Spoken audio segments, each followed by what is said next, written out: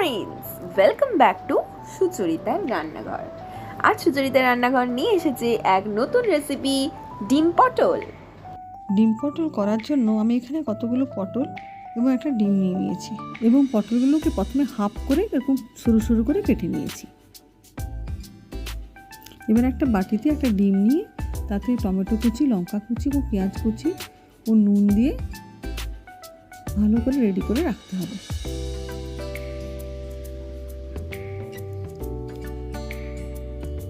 তারপর কড়া গরম হলে তাতে অল্প তেল দিয়ে দুটো কাঁচা লঙ্কা দিয়ে পটলগুলো দিয়ে দিতে হবে